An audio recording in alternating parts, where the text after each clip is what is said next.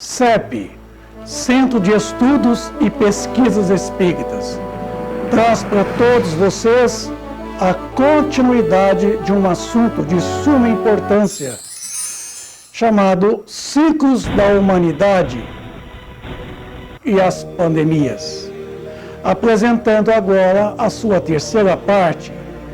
E nessa terceira parte, vamos apresentar uma tese sobre a origem, a natureza dos vírus, que não são eles os principais causadores das principais patologias catalogadas pela ciência humana. Vicente de Paula Cardoso, através desse documentário, ele vai apresentar uma tese, uma teoria sobre a origem, a formação dos vírus, sua natureza e demonstrar de que eles não são os principais causadores das moléstias, das enfermidades. Vivemos ultimamente uma grande pandemia do coronavírus, em que já morreram para mais de 5 milhões de pessoas, porque estamos muito mais preocupados e com medo de morrer do que realmente com a vontade de poder viver, de sobreviver. Tivemos epidemias ao longo da história da humanidade e também pandemias que marcaram a história de toda a humanidade. Não é o vírus SARS-CoV-2 o agente principal causador da pandemia do Covid-19 que tem assolado toda a humanidade.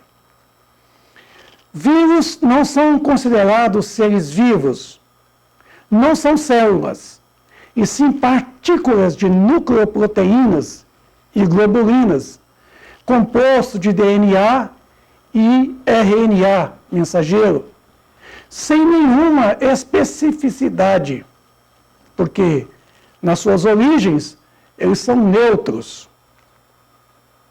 Fui buscar no livro Evolução em Dois Mundos, no capítulo 3, Primórdios da Vida, quando André Luiz fala o seguinte: dessa geleia cósmica verte o princípio inteligente em suas primeiras manifestações, trabalhado no transcurso dos milênios pelos operários espirituais, que lhes magnetizam os valores, permutando-os entre si sob a ação do calor interno e do frio exterior.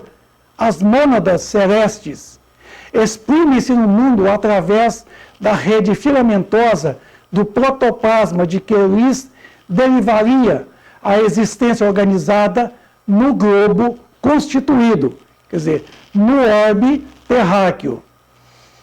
Nascimento do reino vegetal. Apareceram os vírus há mais ou menos 1 bilhão e 500 milhões de anos atrás. E com eles surge o campo primacial da existência, formado por nucleoproteínas e globulinas, oferecendo o clima adequado aos princípios inteligentes ou às mônadas fundamentais que se destacam da substância viva por centros microscópicos de força positiva, estimulando a divisão carocinética. Evidenciam-se desde então as bactérias rudimentares, cujas espécies se perderam nos alicerces profundos da evolução, lavrando os minerais na construção do solo, dividindo-se por raças e grupos numerosos, plasmando pela reprodução assexuada as células primevas, que se responsabilizariam pelas eclosões do reino vegetal em seu início. Você não ignora que, está lá já no livro Missionários da Luz, você não ignora que no ciclo das enfermidades terrestres, cada espécie de micróbio tem o seu ambiente preferido. O pneumococo aloja-se habitualmente nos pulmões. O bacilo de Herbert localiza-se nos intestinos, onde produz a chamada febre tifoide. O bacilo de Klebsiella situa-se nas mucosas, onde provoca a difteria. Em condições especiais do organismo, prolifera-se os bacilos de Hansen, que é o da lepra, né? Ou de Koch. Acredita você que semelhantes formações microscópicas se circunscrevem à carne transitória? Não sabe que o macrocosmo está repleto de surpresas em suas formas variadas? No campo infinitesimal, as revelações obedecem à mesma ordem surpreendente. André, meu amigo, as doenças psíquicas são muito mais deploráveis. A patogênese da alma está dividida em quadros dolorosos. A cólera, a intemperança, o desvario do sexo, as viciações de vários matizes, formam criações inferiores que afetam profundamente a vida íntima.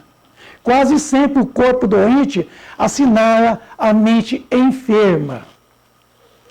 A organização fisiológica, segundo nós conhecemos no campo das cogitações terrestres, não vai além do vaso de barro, dentro do molde pré-existente do corpo espiritual, quer dizer, o perispírito. Atingido o molde em sua estrutura pelos golpes das vibrações inferiores, o vaso refletiria imediatamente, quer dizer, o corpo físico. Compreendia onde o instrutor desejava chegar. Entretanto, as suas considerações relativas às novas expressões microbianas davam ensejo a certas indagações, como encarar o problema das formações iniciais. Enquadrava-se a afecção psíquica no mesmo quadro sintomatológico que conhecera até então. Para as enfermidades orgânicas em geral, haveria, contudo, moléstias da alma?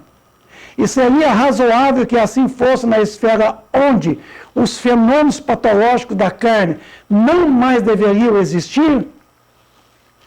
Afirmava Virchow que o corpo humano é comparado a um país celular, onde cada célula é um cidadão, constituído de doença, um atrito dos cidadãos provocado pela invasão de elementos externos.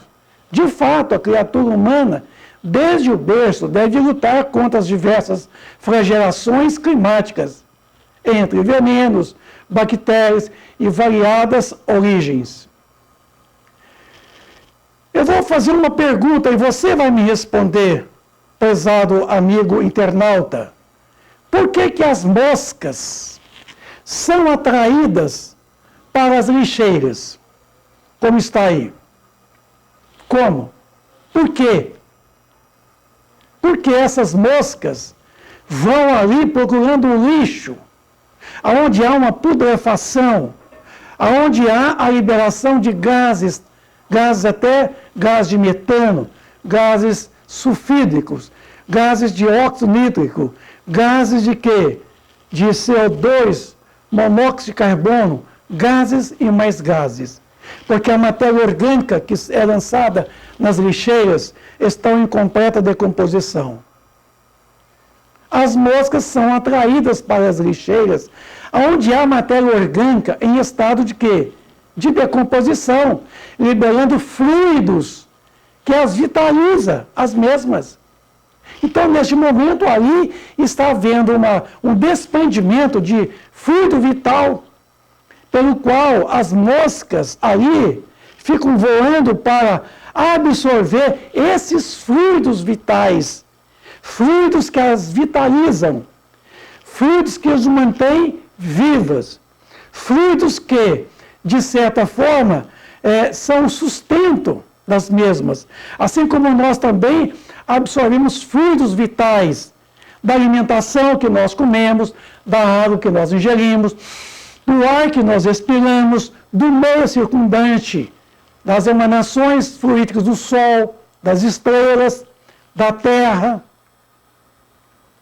Ora, quando realmente as partículas de nucleotídeos, nucleoproteínas, tá, aproximam-se das células, vão encontrar no núcleo das células, de 70 trilhões de células em nosso corpo físico, as informações estas para tipificar essas partículas de nucleotídeos ou de nucleoproteínas, que nós chamamos de vírus, que não são células, de que não são seres vivos, mas que são partículas de quê? De uma plataforma, certo?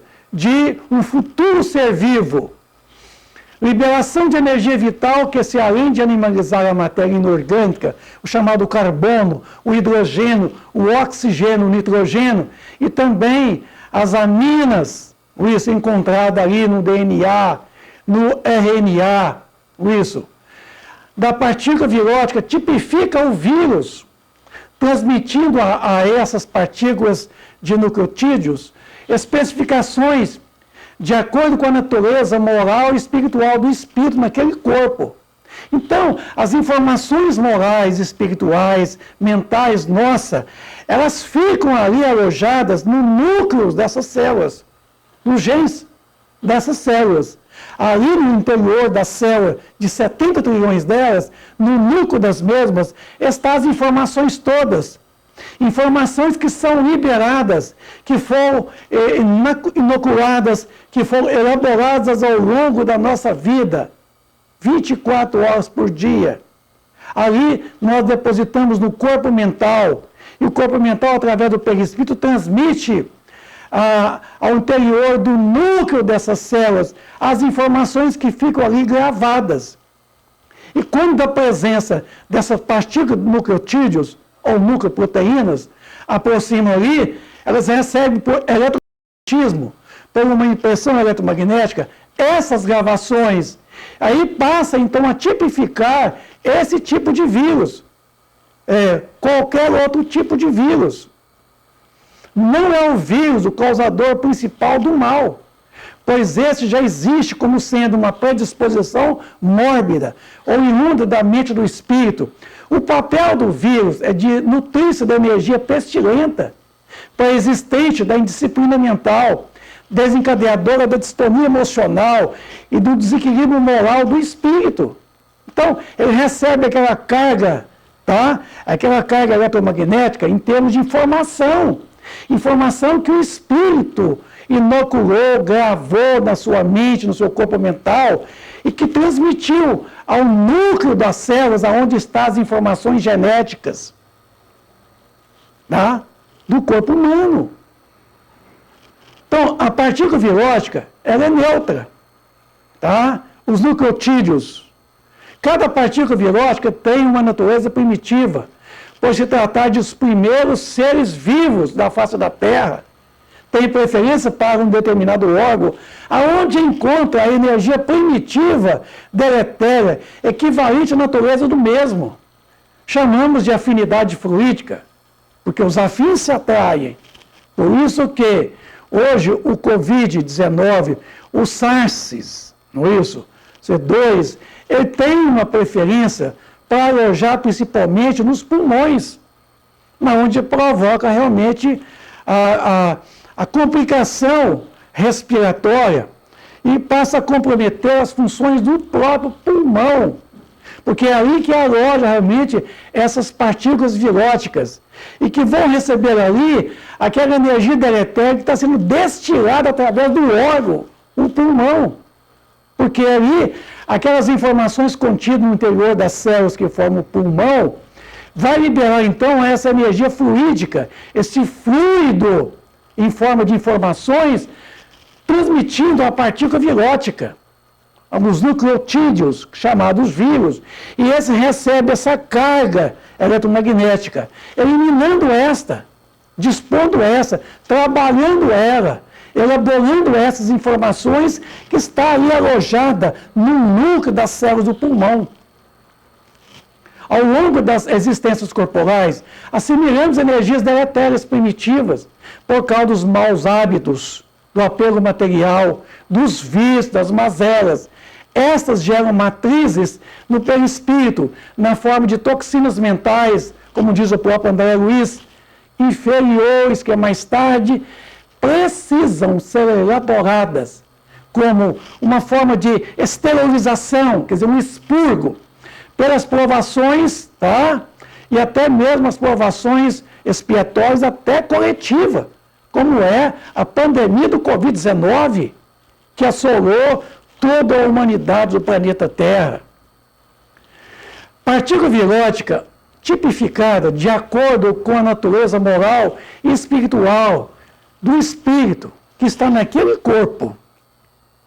O vírus desempenha o papel de abutre, cheios da nossa mente e do próprio corpo físico, quando absorve as energias deletérias, tóxicas ou inundamente desequilibrada. Esta manifestação chamada de doença é a cura do próprio espírito enfermiço encarnado neste corpo. Então, funciona o princípio da afinidade fluídica. Os afins se atraem, os fluidos têm similitude, né? Os fluidos iguais têm uma similitude. Assim como a lixeira liberando a energia pútrida, deletéria, da decomposição da matéria orgânica, atrai as moscas para saborearem da energia vital liberada da decomposição pútrida da matéria orgânica. O mesmo acontece com os órgãos aonde encontra o distúrbio homeostático. Vai colocando para fora, como está aqui na ilustração.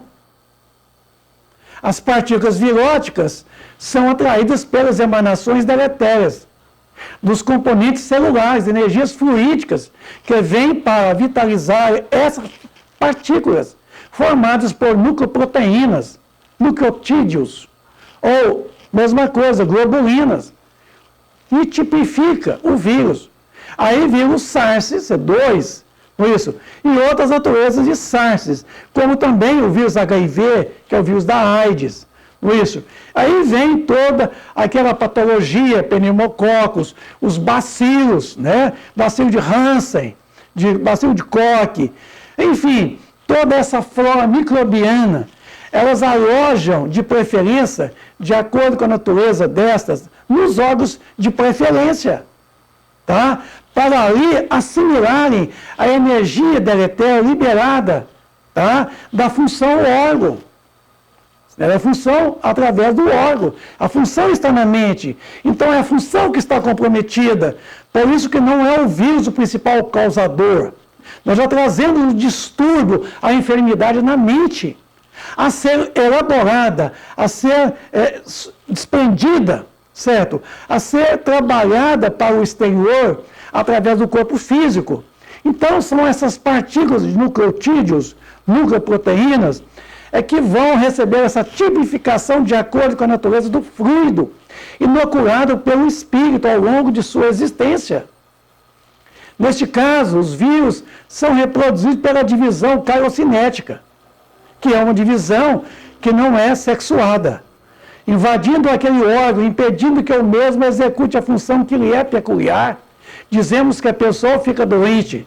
Então, na medida em que o vírus vai se multiplicando, ele vai tomando parte, ele vai ocupando todo o órgão, ele vai destruindo as células desses órgãos, porque vai nutrindo através de quê? Das proteínas que o RNA, certo? Consegue reproduzir isso e fazer com que o vírus reproduza, ele vai tomando parte daquele órgão e comprometendo o quê? A função, certo? Órgão. A função está na mente, mas é o órgão que executa a função. Aí o órgão perde as suas células, essas células perdem as suas funções específicas e o órgão fica comprometido e morre. O mal não reside no vírus, por se tratar de uma partícula formada por matéria inorgânica, nucleoproteínas, bem antes da formação das macromoléculas do chamado RNA, do DNA. A matéria orgânica das nucleoproteínas transformando-se em macromoléculas de RNA, de DNA, por onde se fixam as informações oriundas da mente em desequilíbrio, tipificando, então, esse tipo de vírus, absorção das emanações mentais patológicas do doente.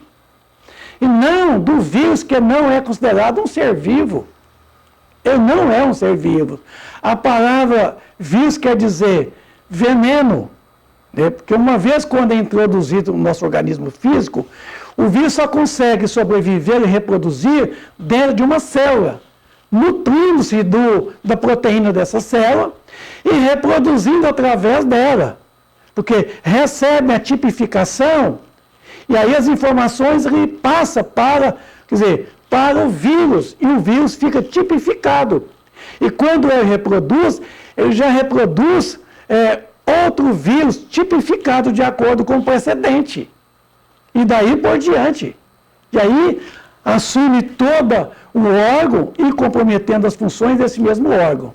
Então, o vírus faz o papel de quê? De mata-borrão do corpo mental. Interessante, né? Por esterilizar as toxinas mentais em forma de informações que grava nos cromossomos do núcleo das células. Então, o núcleo das células, de 70 trilhões de células do nosso corpo físico, está lá as informações dos cromossomas. As informações são liberadas e o vírus recebe tipificando, caracterizando cada tipo de vírus. Isso. Então, as patologias encontradas no corpo humano são oriundas da mente co-criadora do espírito enfermiço, quer dizer, o subjetivo, e não o vírus, que é objetivo, que é objeto inanimado, composto essencialmente de chão, que é carbono, hidrogênio, oxigênio, nitrogênio. E o próprio nitrogênio ali elaborando uma série de aminas que vão compor toda a hélice da formação estrutural ali daquele vírus, o chamado DNA e o RNA mensageiro. O vírus faz o papel de um mata-borrão, quer dizer, de absorver todas as informações do desequilíbrio mental do espírito, do sujeito.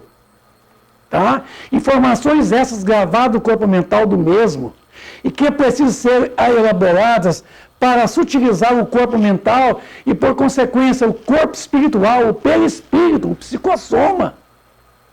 Então, temos que liberar essa energia deletéria, essas toxinas, e através do próprio corpo físico, por onde também foram inoculadas, foram produzidas.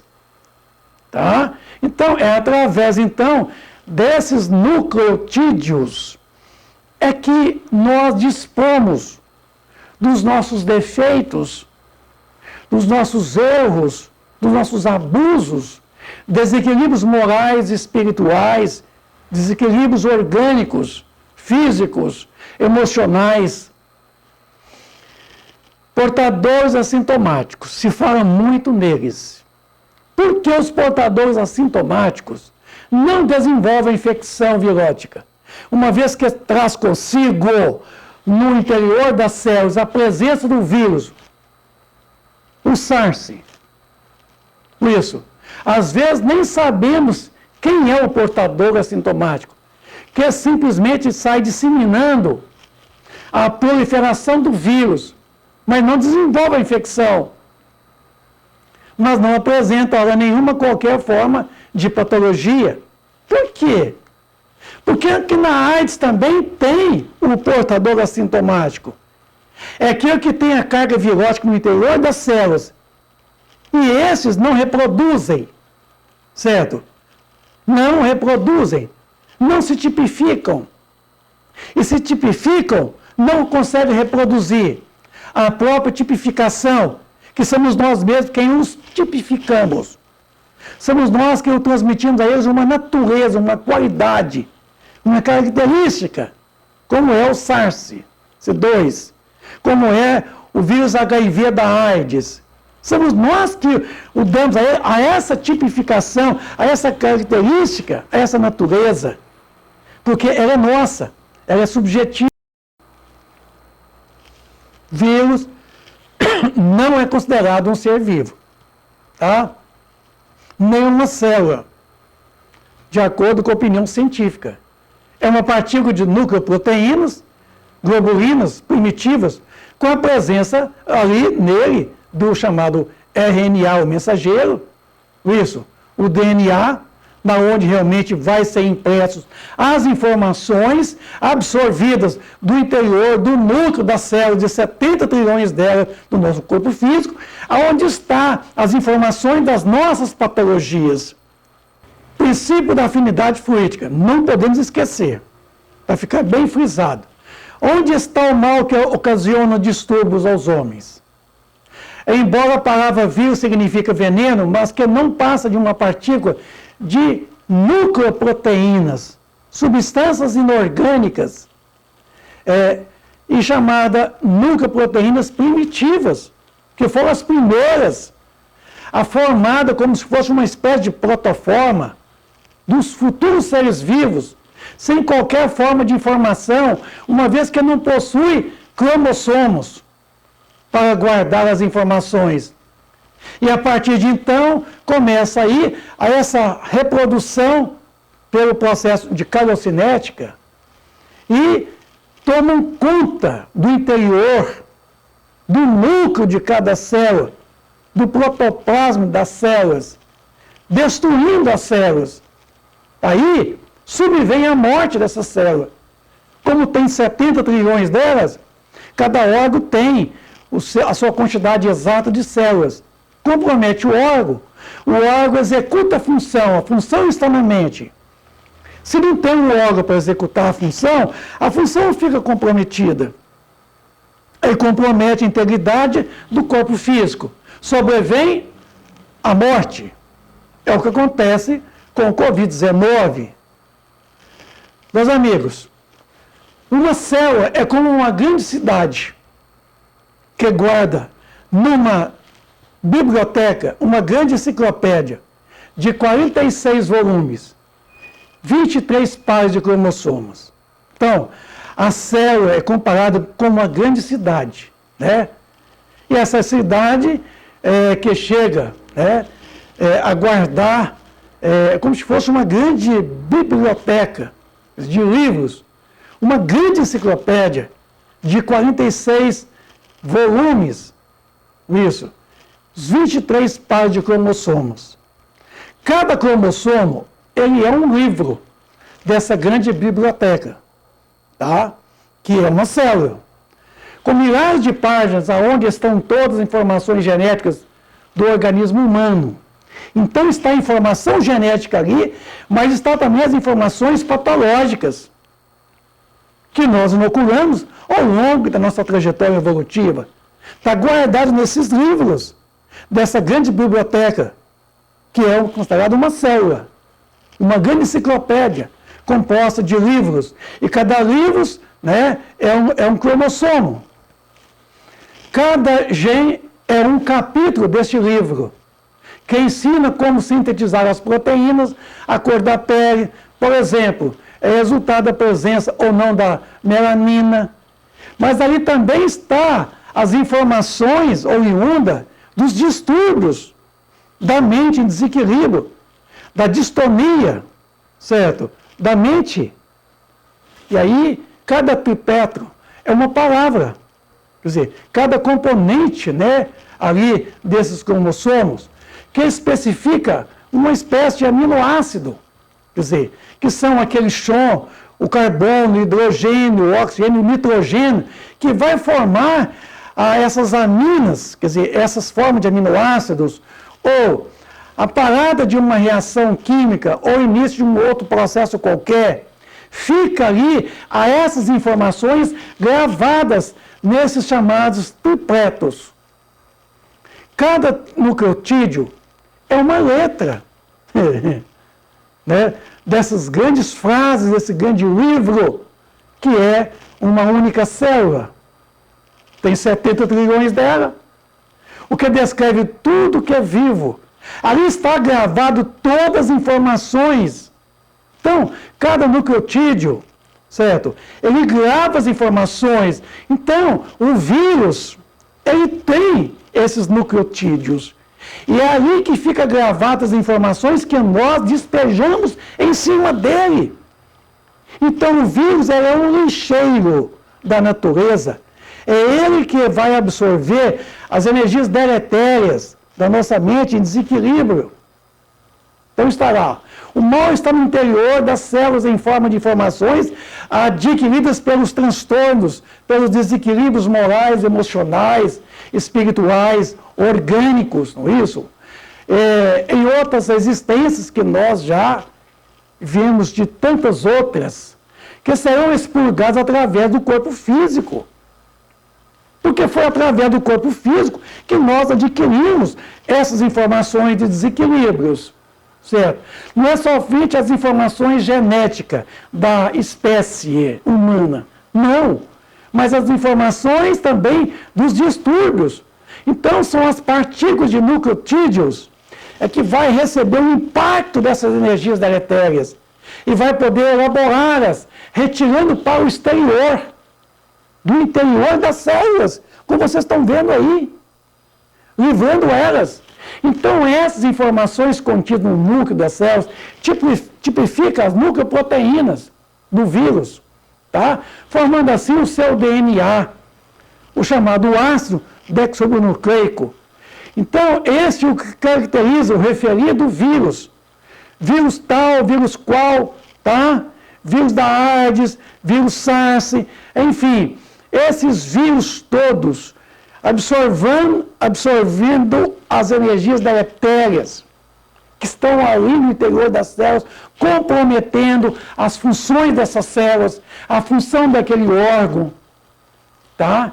Então, tipifica o mesmo neste ou naquela espécie de vírus diferente. Nós temos variados, nós temos dezenas, centenas de tipos de vírus diferentes. As patologias existem no núcleo das células em forma de informações adquiridas pelo quê? Pela mente, precedentemente em outras existências, que agora precisam ser expurgadas através do corpo físico, em forma de quê? De doenças. Isso. De doenças, como nós temos aí esse comprometimento do sistema circulatório, respiratório, do sistema imunológico, dos sistemas e sistemas que o nosso corpo físico possuem. Por que adoecemos? Boa pergunta. Doenças e doentes. Eu fui buscar no livro Em Louvor à Vida, de Divaldo Franco, a indisciplina mental desencadeadora da distonia emocional e do desequilíbrio moral fixa no psicossoma do homem, as matrizes dos distúrbios que fomenta criando campo vibratório para as ocorrências liberativas em outras etapas existenciais a que o mesmo se prende, quer dizer, demora, né? Produzindo áreas vibratórias de teor variado, conforme as diretrizes que imprime no setor das ideias, dá surgimento a fatores que correspondem nas experiências carnais futuras pela harmonia física e saúde, ou por limitação e desconcerto.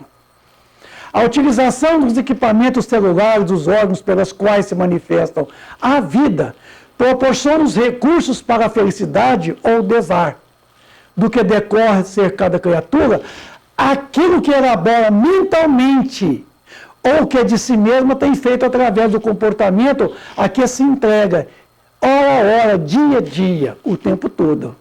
Programado para a plenitude espiritual, alcança-a com esforço pessoal, mediante a decisão firme ou através de marchas e contramarchas, errando para acertar, até que se lhe fixem as disposições superiores que funcionam como um tropismo poderoso que os leva aos altiplanos da sua realidade eterna.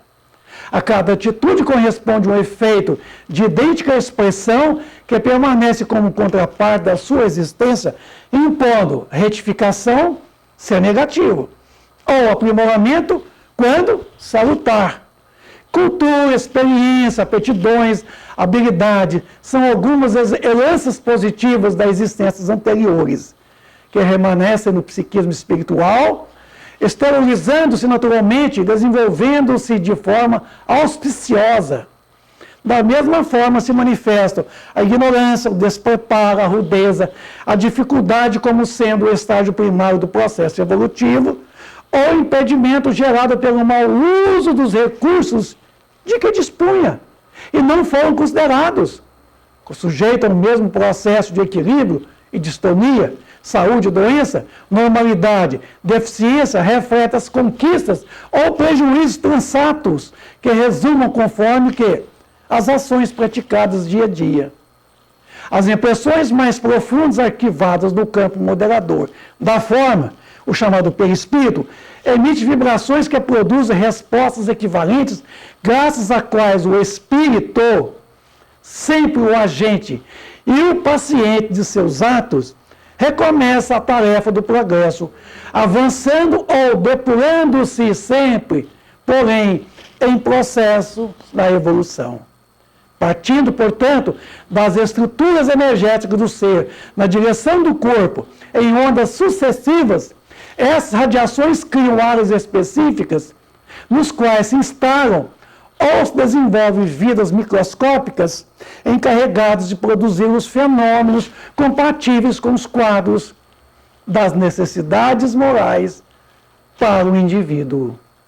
Impulsionado a retomar a caminhada onde estacionou ou recompor o roteiro no lugar em que se comprometeu, quase sempre, ao invés de restabelecer a disciplina mental e seguir adiante sem amarras, sente-se atraído pelos hábitos enfermiços que ainda traz no seu recôndito da sua mente e derrapa nos mesmos compromissos de então, passando a experimentar agora os impositivos perturbadores de fora para dentro, em razão do contágio que se permite ou da viciação de que se entrega. Desencadeada a desarmonia do interior para fora, aos estímulos da mente perturbada ou do exterior para dentro, como que consequência da repetição das ocorrências nefastas. Instala-se as enfermidades lapidadoras de que necessita, a fim de corrigir-se moralmente sobre contributos dos pesados ônus de dor, desesperação buscados espontaneamente. Eu fui no livro O Consolador de Emmanuel, na pergunta 96, e olha o que ele complementa. Toda moléstia do corpo tem ascendentes espirituais? Emmanuel responde: as chagas da alma se manifestam através do envoltório humano. O corpo doente reflete o panorama interior do espírito enfermiço. Então, doença é diferente de enfermidade. A patogenia é um conjunto de inferioridade do aparelho mental, psíquico, e ainda na alma que reside a fonte primária de todos os recursos medicamentosos definitivos.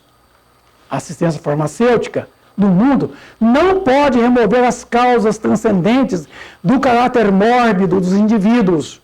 O remédio eficaz está na ação do próprio espírito enfermiço.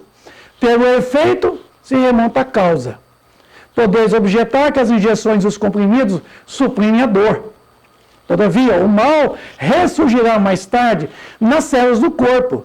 Indagareis aflitos quanto às moléstias incuráveis pela ciência da terra, e eu, quer dizer, Emmanuel, vos direi que a reencarnação em si mesma, nas circunstâncias do mundo envelhecido, nos abusos, já representa a estação de tratamento e de cura, e de que há enfermidades da alma tão persistentes que podem reclamar várias estações sucessivas com a mesma intensidade nos processos regeneradores.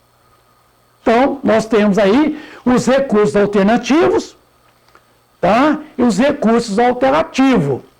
Veja, que um está no plural, o outro está no singular. Vamos ver? Recursos alternativos. O passe magnético é um recurso alternativo, tá? Então está aí as modalidades de cura. O passe à distância, isso, as reuniões de cura, a água fluidificada, os passes à imposição das mãos, são recursos alternativos, porque eles não curam de forma definitiva. E o recurso alternativo? O que vem a ser esse recurso? Evangelho-terapia. Evangelho-terapia. é o único recurso alterativo. Porque recurso alterativo quer dizer alteração de comportamento. Recurso de alterar o comportamento. E o Evangelho de Jesus nos traz a proposta para que nós alteremos os nossos comportamentos para o bem, para o belo, para o amor. Terapia pelo Evangelho é o único recurso alternativo que muda o nosso comportamento e que nos cura de forma definitiva. Tá? Os centros espíritas, nos dias das curas espirituais, das reuniões de cura, tá desse jeito aí, ó. Filas e longas filas. Olha lá. O imediatismo nos leva à busca de recursos externos, alternativos, enquanto ele se encontra dentro de nós mesmos, esses recursos, que é justamente o alternativo. Estamos fazendo da casa espírita um verdadeiro SUS espiritual. Isso. Esse serviço único de saúde, as UPAs, isso. Então, o centro espírita está desse jeito aí, ó. Se você observar, a fila some de vista em busca de recursos alternativos, porque as pessoas não querem alterar o comportamento pelo Evangelho de Jesus, pelo Evangelho terapia. Eles querem imediatismo e querem se livrar dos seus problemas financeiros, afetivos, problemas sociais, problemas de trabalho. E indo à casa espírita, achando que recebendo passe espírita vai resolver o problema de calo encravado, até casamento encalhado. Não, não. Porque no dia das palestras, olha o centro espírita. Meia dúzia de gato pingado na porta, esperando abrir a porta do centro espírita, que nunca abre cedo.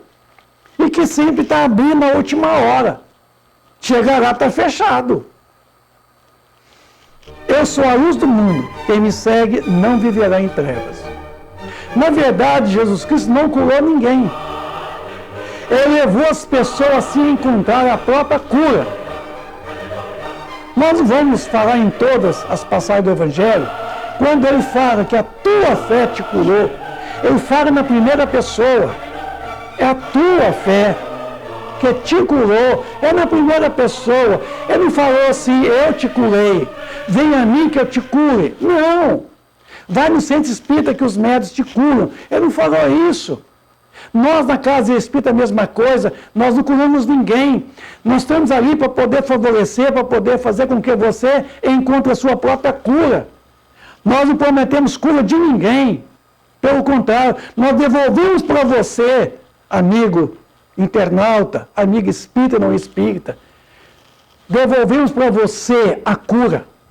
Porque se a causa da patologia do mal está em você, certamente pelo efeito se remonta à causa. A cura está em você.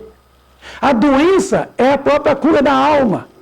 É a liberação das toxinas mentais, desse veneno que está alojado ali em forma de informações no interior de cada 70 trilhões de células, informações que nós inoculamos, produzimos, elaboramos diariamente pelos nossos vícios, nossas mazelas, nossas maledicências, que ali são elaboradas pelo expurgo em cima dos chamados nucleotídeos, das bactérias, dos estafilococos, estreptococos, esses cocos todos, essa flora microbiana que invade o interior de nossas células, justamente para, como lixeiros, como abutres, nos livrar, limpar o interior de nossas células, deixando elas sadias, porque elas estão enfermas. Porque a mente daquela célula, certo? O corpo perispirítico dela, o mob dela, está enfermo. E precisa dispor, então, dessas informações enfermiças. E através das próprias células que elabora. E o vírus nutre, sai, retira as informações. Só que, quando ele encontra células doentes, com a mente enferma, eles se reproduzem de forma muito avulsa, muito violenta, e de forma muito grande, comprometendo então o interior de toda a célula e a função da célula e a função do órgão. O órgão morre e morre o espírito que está encarnado nesse corpo doente. Ele tomou sobre si as nossas enfermidades e levou as nossas doenças. Eu acho isso chique demais. Mateus 8,17. Ele tomou sobre si as nossas enfermidades. Ele viu que a humanidade estava enferma. E ele veio pessoalmente trazendo o lenitivo, o bálsamo curador, que é o seu santo evangelho. E quando aqui ele esteve trazendo a mensagem do evangelho, eu tinha certeza que se nós vivenciássemos o legado que ele nos trouxera, o seu santo evangelho, nós estaríamos livres das doenças do corpo físico. Vinde a mim, todos vós que sofreis, estáis sobrecarregados, e eu vos aliviarei. Tomai sobre vós o meu jugo e aprendei de mim, que sou brando e humilde de coração. Aí encontrareis refresco para as vossas almas. A Organização Mundial de Saúde elucida que a ausência de doença não caracteriza saúde, pois esta depende de 3 fatores essenciais a saber: bem-estar psicológico, quer dizer, mente sã, corpo insano, quer dizer, mente sã e corpo são; equilíbrio orgânico, chamado homeostasia; satisfação econômica, que saúde é o estado do que é são, do que tem funções regulares. E funções regulares quer dizer homeostasia. Tá? É o equilíbrio da mente com o corpo e o corpo com a mente. Então, o que é saúde é o estado do que é são, do que tem funções regulares. Mente comparadamente ao corpo físico comparado à mente. Porque o corpo físico, ele é uma reprodução de tudo aquilo que o corpo perispirítico possui. Tá? E as funções estão na mente. Lá no corpo mental, que através do perispírito, utiliza o órgão do corpo físico para a execução da função órgão. Com o quê? Com o aparelho, o implemento que é o próprio órgão. Chama-se homeostasia. É justamente essa linha de equilíbrio. Então, saúde, lexicamente, é o estado do que é são, do que tem funções regulares, tá? Entre mente e corpo físico e mente. Mente sã, corpóreo insano. É um velho aforismo egípcio. Mente sã e corpo são. Então, é preciso que a mente esteja sã. Olha, o que nos fala o capítulo 16 do Evangelho segundo o Espiritismo? Mateus capítulo 10, versículo 8. Restituir a saúde aos doentes, ressuscitai os mortos, curai os leprosos, expulsai os demônios. Dai gratuitamente o que gratuitamente haveis recebido. Então, quer dizer, restituir a saúde. A proposta espírita não é lidar com a doença, não é preocupar com a sua doença, não é levar você ao centro espírita para poder curar a sua doença. A proposta espírita é restituir a saúde, levando até você, meu amigo leitor, meu amigo assistente da casa espírita, a mensagem do Evangelho, para que você vivencie o Evangelho restituindo o seu estado de saúde. Então a proposta espírita é a saúde, e não a doença, e não a cura, certo?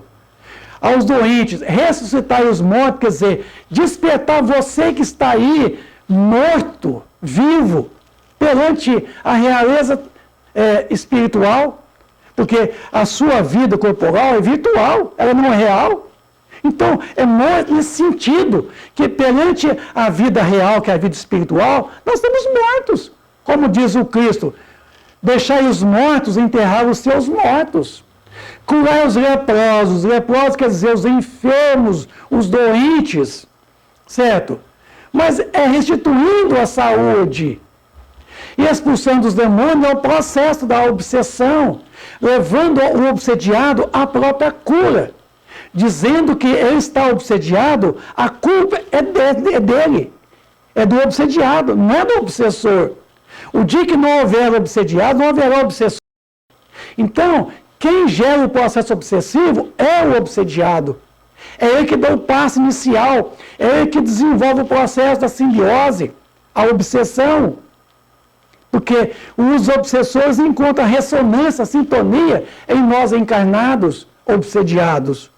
Então, a cura, expulsar os demônios, quer dizer, expulsar os espíritos que estão nos contribuindo para as nossas perturbações psíquicos, né, orgânicos, espirituais, distúrbios e mais distúrbios. Não podemos assegurar que estamos curados dessa ou daquela doença. E que, por isso mesmo, temos saúde.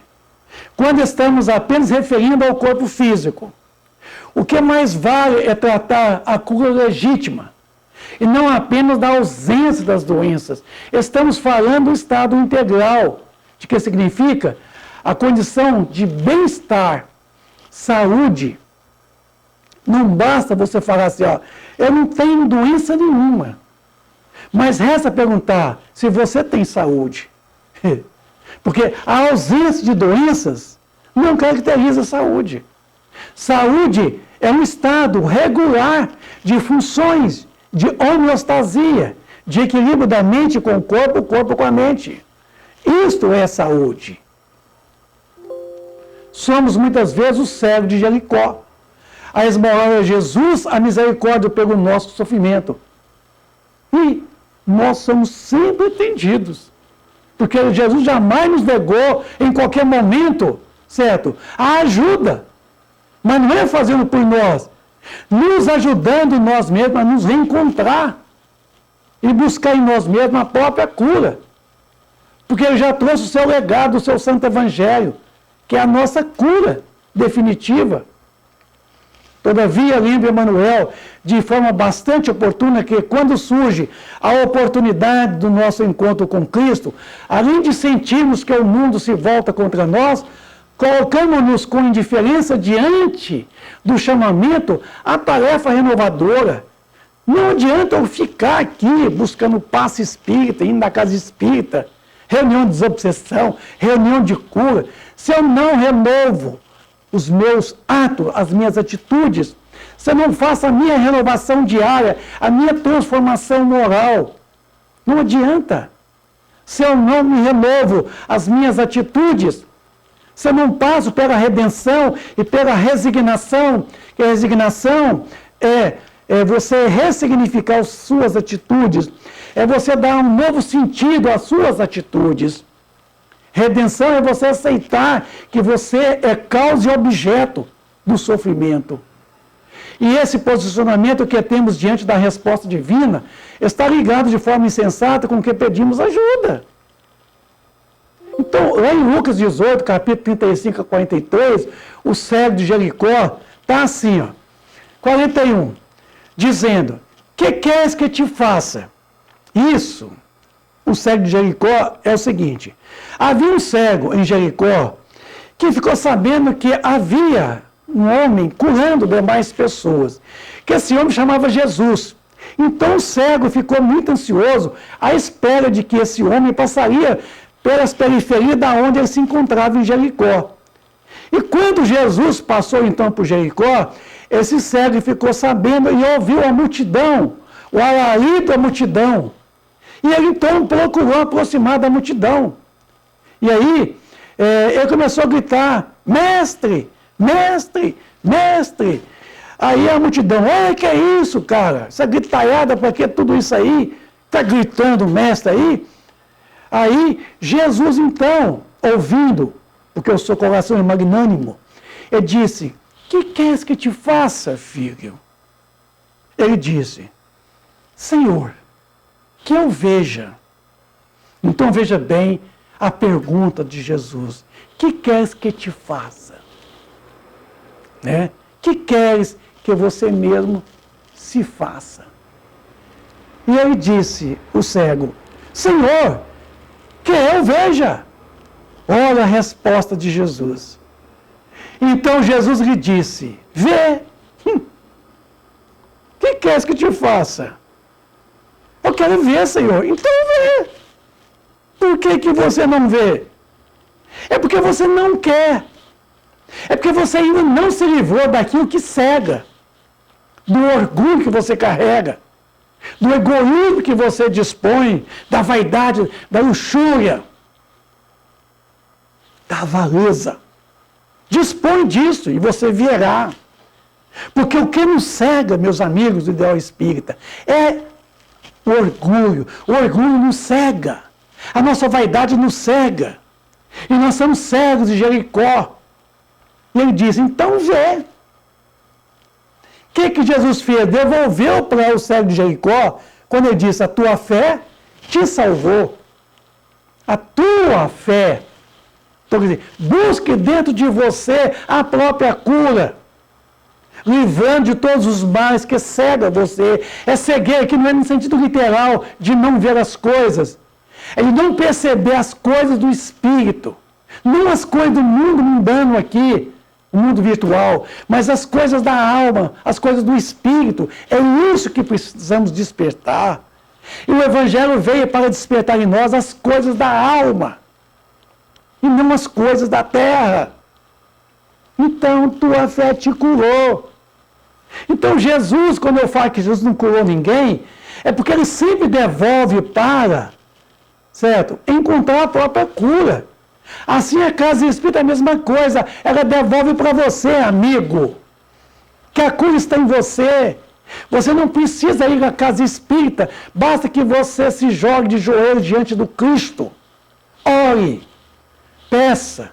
Porque foi ele mesmo quem disse, credes que tudo que pedides pela prece, haverei de conseguir. Mas quando ele fala prece, não é a prece labial, não é a prece dos lábios, não é a prece da boca, mas é a atitude, é a ação do coração. Porque a verdadeira oração é atitude, é ação, não é recitação. Não. Não é blá blá blá, não. É atitude no bem, é você mudar o comportamento. Deus assiste muito mais àqueles que obram do que àqueles que se limitam a pedir. Ver além das aparências. Quer dizer, essa cegueira é ver além das aparências. Como ele mesmo nos vê a realidade espiritual. A passagem evangélica lembra-nos de maneira amorosa que não é necessário pedirmos muito, mas apenas ver. Com compreensão e exata importância de cada momento do nosso processo evolutivo. Observar com amor e justiça todas as coisas, pessoas e situações, a fim de podermos sair deste labirinto que construímos ao nosso redor, que nos impede de chegarmos ao seu fim, ao objetivo, que é a libertação espiritual. Por esta razão é preciso traduzir a palavra saúde em harmonia, equilíbrio e bem-estar do corpo e da alma. Em uma palavra, a cura do próprio, não a cura do corpo. Então, tem muita gente aí na casa espírita prometendo a cura do corpo.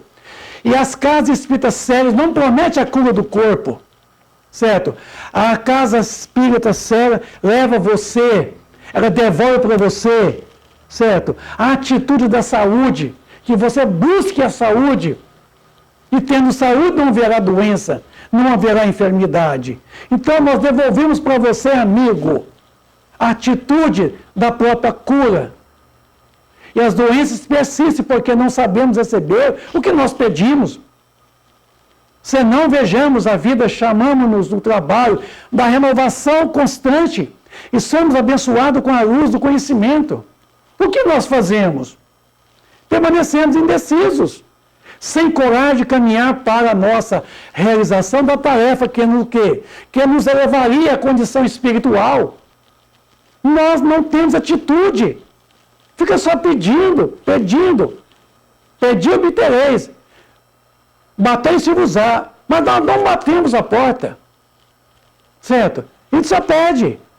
Mas não tem atitude de bater a porta. E a porta abriu-se usar. Então, é preciso voltar para dentro de nós mesmos. Somos conduzidos ao trabalho da ajuda ao próximo para fortalecer nossos objetivos de crescimento. Mas para guardarmos gratidão e reconhecimento pelos nossos atos, afastamos do serviço do bem. quando isso não acontece. Isso. O trabalho do bem ao próximo é a melhor oportunidade de nós conseguirmos estar de saúde. Porque fazendo o bem ao outro, esse mesmo bem é a nós mesmos, a mais ninguém. Nossa vida tem sido cheia de reclamações. Reclamamos do governo, da chuva, do calor, da escassez do dinheiro, do cônjuge, das dores físicas e morais. Se interpretarmos melhor o termo reclamações, isso quer dizer ação de tornar a clamar. Então, reclamar é você ficar clamando de novo. Ai, que dor, ai, que dor. Então, é você estar pedindo dor de novo, que continue doendo. Oh, meu Deus, me dê paciência, me dê paciência. Não peça paciência não, meu amigo. Agradeça a Deus, certo? Por tudo que Ele proporciona para exercitar a sua paciência. Agradeça, porque quando você pede a paciência, os filhos adolescentes, rebeldes às vezes, né? O marido intransigente, fica mais ainda. E a paciência, você está pedindo que estimule a paciência em você. Então agradeça já o estímulo da paciência que você ora já recebeu. Certo? Por alguma situação de que não estamos satisfeitos, a gente sempre reclama. Reclamamos de tudo, reclamamos de Deus o tempo todo. Companheiros difíceis são colocados a conviver conosco, seja no lar, no trabalho, como no atendimento de Jesus, às nossas rogativas. E, no entanto, nos afligimos, revoltamos-nos, abandonando a luta redentora, afastamos-nos dele. A gente quer cura. E a cura está em nós. Nunca esteve fora. A inércia diante dessas respostas, né, aparece porque esperamos muitas vezes a resposta materializada de Jesus. Então, do mundo espiritual não vem nada de matéria. Dos espíritos não espera nada de matéria. Entende? Porque a matéria do mundo espiritual é diferente da nossa matéria. A matéria do mundo nosso aqui é diferente da matéria do mundo espiritual. De Jesus não virá a matéria bruta do mundo corporal, certo? Não verá o dinheiro, não verá o remédio que cura, certo? Esperamos o dinheiro, a evidência social, sem trabalho ou merecimento, e quase sempre exigimos a transformação das circunstâncias que nos traz aflições e às quais estamos sujeitos no caminho evolutivo. Quando encontramos um embaraço com relação ao reduto doméstico, no lar, com o cônjuge, com os filhos, nós queremos que Jesus intervenha por nós, resolva a situação.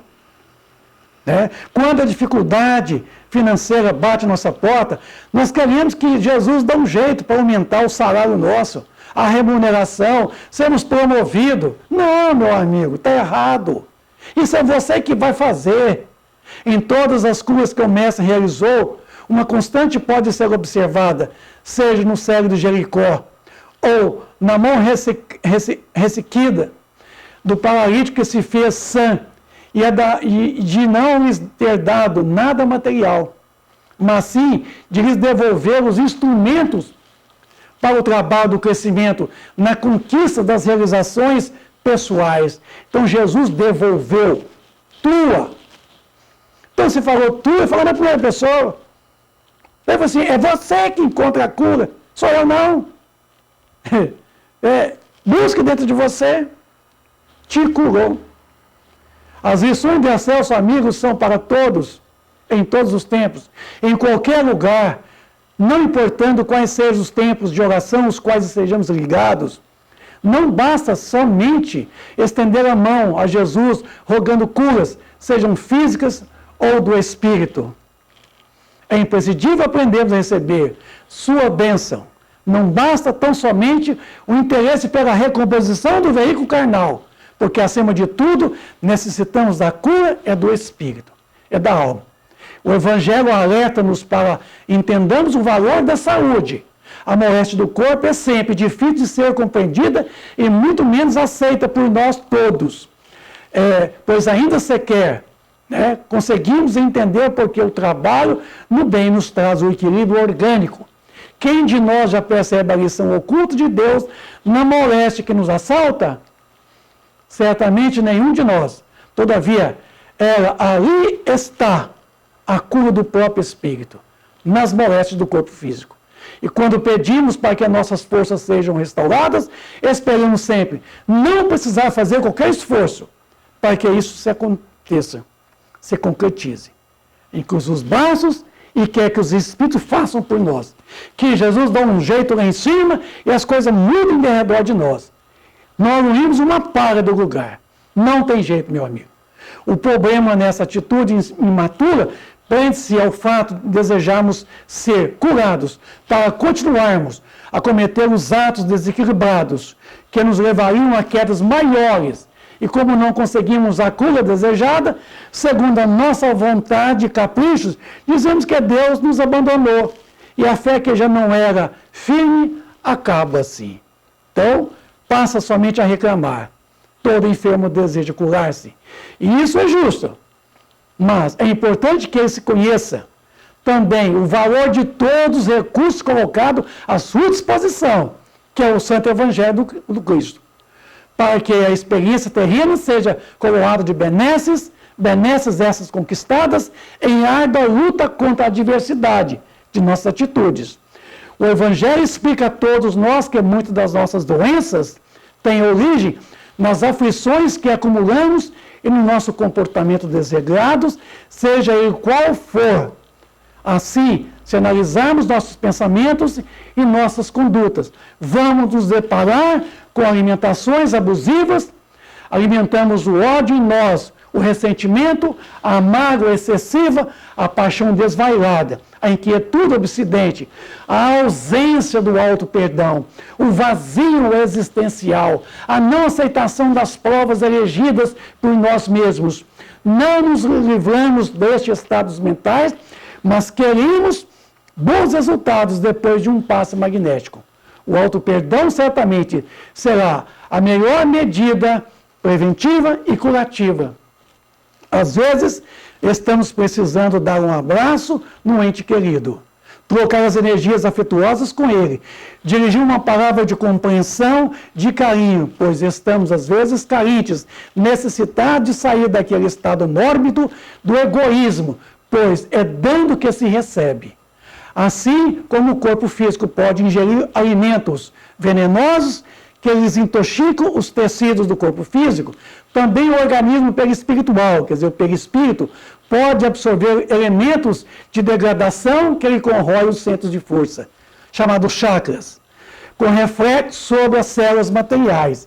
Se a mente da criatura encarnada ainda não atingiu a disciplina das emoções, se alimenta paixões que desarmonizam com a realidade.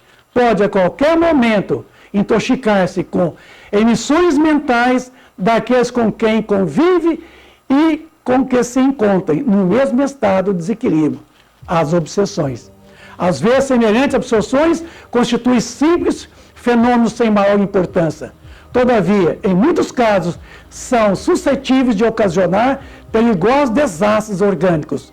Isso acontece normalmente quando os interessados não têm vida de oração, quer dizer, de atitude, cuja influência benéfica pode anular inúmeros males que nós carregamos em nós mesmos. Não importa que sejamos nós o doente ou a outra pessoa, a cura só se pode ser conquistada pela renovação mental, ainda que estejamos sob cuidados de médicos da matéria, do corpo físico. Quantos doentes recusam-se a tomar o remédio receitado ou seguir as próprias recomendações do médico? Imagine então da espiritualidade. Para uma recuperação mais rápida, preferindo continuar com seus queixumes e assim sentir-se vítimas infelizes e às vezes até abandonadas. Estão doentes e desejam continuar assim, a menos que não precisem realizar qualquer esforço para a sua própria cura. Jesus, o médico divino, receitava a vigilância e a oração, o perdão e a prática da caridade como profilaxias. Recomendava constantemente: buscai e achareis, deixando claro a necessidade do nosso movimento em direção à cura, a fim de nos fazermos credores dos benefícios de que nós recebemos. Ao curar, explicava: a tua fé te salvou, teus pecados te são perdoados, vai e não peques mais. Em momento algum, ele nos eximiu da responsabilidade sobre nossas doenças e sobre a nossa cura. Por isso, torna-se então importante aprendermos a orar, sabendo agradecer, pedir e receber, a imensa necessidade de modificarmos o nosso interior pela transformação dos nossos sentimentos. Necessário se faz que busquemos o conhecimento e o amparo do Evangelho Redentor, mas sobretudo que aprendamos a praticar o amor através da caridade. Os amigos espirituais estão sempre nos assistindo em nossas mais necessidades, sejam através da ciência médica, seja através da assistência espiritual, que buscamos nas casas de oração, nos centros espíritas. O amparo de Deus ao homem, faça através do próprio homem. Mas sem que queiramos nos curar, ninguém poderá nos ajudar. Então a cura está em nós mesmos. Emmanuel recorda que é preciso, útil, curar os enfermos, quando haja permissão de ordem superior para isso. Todavia, diz ele, em fase semelhante concessão do autismo, é razoável que o interessado reconsidere as questões que lhe diz respeito, compreendendo que o novo dia chegou para a sua redenção. Aceitar ou não será a escolha de cada um de nós, pois a própria cura está em nós. Estamos hoje encontrando ou reencontrando a palavra do Cristo, que perdemos em algum momento em nossa caminhada redentora. Já não é mais possível adiar o trabalho de nossas renovações e de nossas predisposições íntimas. E por isso mesmo, sentimos o peso de nossa responsabilidade, dando-nos conta do tempo que permanecemos cegos, surdos e paralíticos ao chamamento, à transformação. Estamos todos cansados de carregar o fardo das aflições e o peso das nossas indecisões. Talvez este seja o momento mais decisivo da nossa vida. Jesus nos amparará nas decisões mais acertadas e nos intuirá a retomar o caminho do bem. Caso insistamos em nos desviar da rota, porque somente a vivência do Evangelho encontraremos a cura para todos os nossos males definitivos. Vá e não peques mais. Certamente é a chave para que isso ocorra. Vá e não erres mais. Este é a única frase que certamente é a chave que para isso ocorra a nossa cura, a nossa saúde definitiva. Mente sã, corpo insano. Mente sã, num corpo são. Evangeloterapia, tá? Nossa saúde está diretamente relacionada com o equilíbrio da mente, com o microcosmo do corpo físico. Evangeloterapia é a cura definitiva para todos os males da humanidade. Então está aqui, meus amigos, o momento da pandemia é um momento de uma expiação coletiva, é um expurgo coletivo, tá? Nos livrando dos males que nós ainda estamos carregando conosco. Então, o vírus do Covid-19 não é o principal responsável do mal que assola a humanidade. O mal está dentro de nós. O mal somos nós que produzimos. O mal não está no vírus. O mal está no homem. Ele é subjetivo. Então, através do Evangelho, modifiquemos as nossas atitudes, praticando o amor, o bem ao próximo. Obrigado.